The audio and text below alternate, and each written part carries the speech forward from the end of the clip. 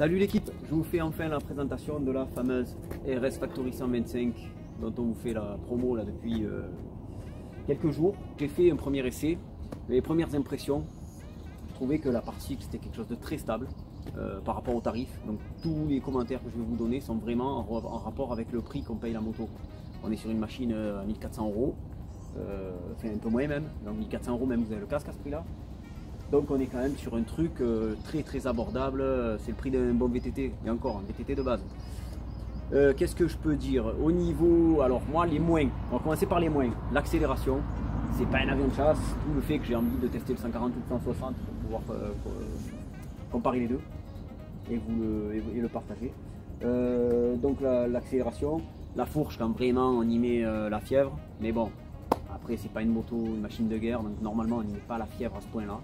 C'est vrai que je suis allé un peu loin dans l'utilisation, donc on va dire que c'est un défaut sans être un défaut. Quand vous arrivez au point où la fourchette ne suit plus, c'est peut-être qu'il faut que vous passiez sur quelque chose de gamme au-dessus, donc forcément plus cher. Ensuite, des plus, il y en a quand même pas mal, à mon grand regret, parce que j'ai horreur de ces trucs-là, moi, à la base.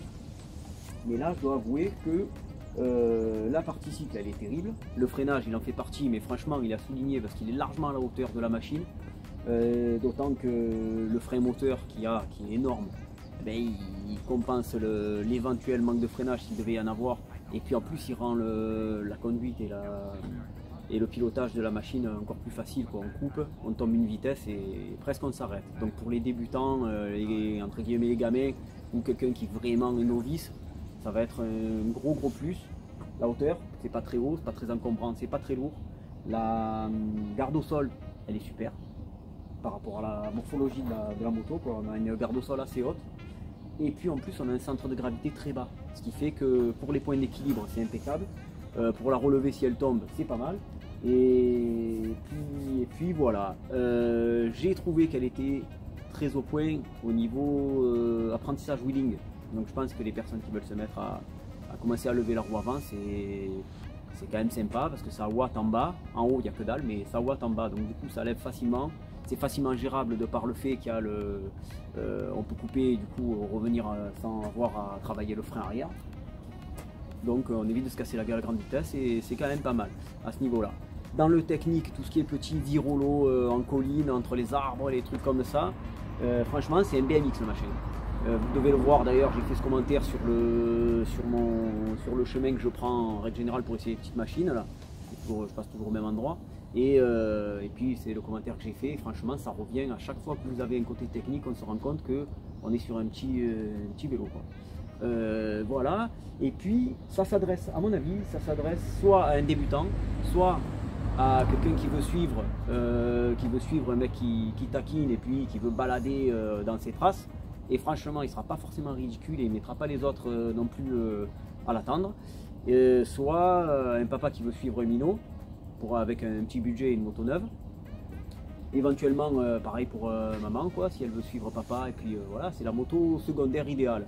C'est le truc qu'on a dans le garage et qu'on prête à l'invité, quoi. Voilà, ça coûte pas cher, c'est là, de temps en temps on s'en sert, ça fait toujours plaisir, c'est toujours cool. D'ailleurs c'est ce qu'on va faire nous, on va la garder jusqu'à ce que mort s'en suive, et puis on va la partager, la prêter, la faire essayer à des confirmés, des enfants, des jeunes, des ados.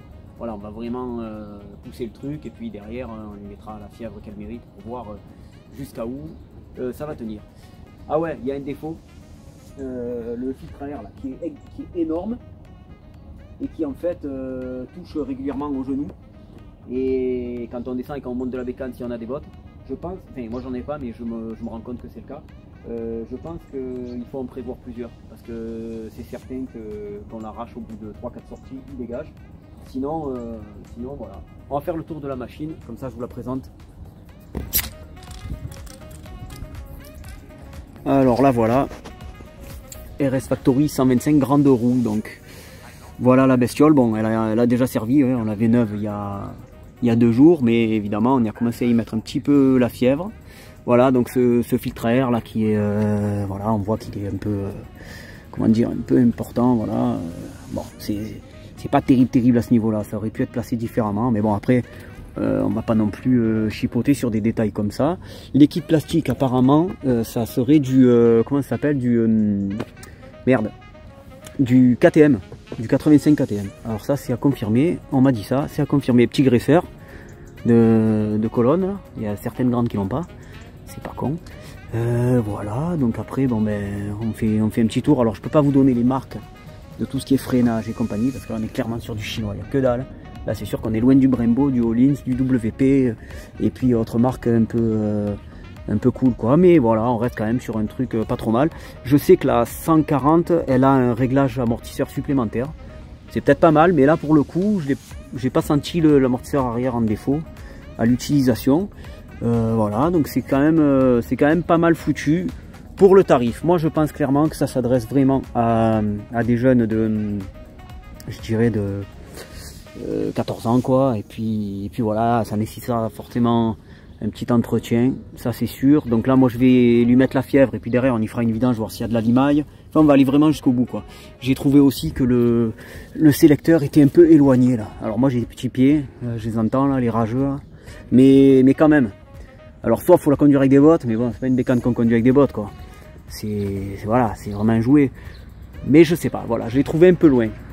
J'ai récupéré les tarifs. Donc là on est sur le, c'est la nôtre là. Ouais voilà, là le petit singe il a pris l'espèce de truc que mon collègue il s'est emmerdé à me coller les prix dessus. Il a pris 3 minutes, il a bouffé le machin quoi. Bon, il était intéressé, je vais pas le crier mais... Voilà, donc là on est sur la RS Factory 125 Express.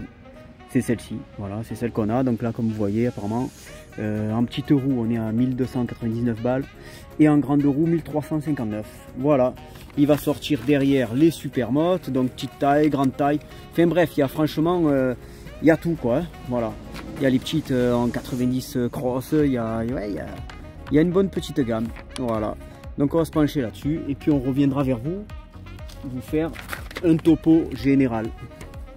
Allez, à bientôt l'équipe, n'hésitez pas à vous abonner, liker, partager, enfin faites ce que vous voulez, la chaîne est à vous. Bonne soirée à tous.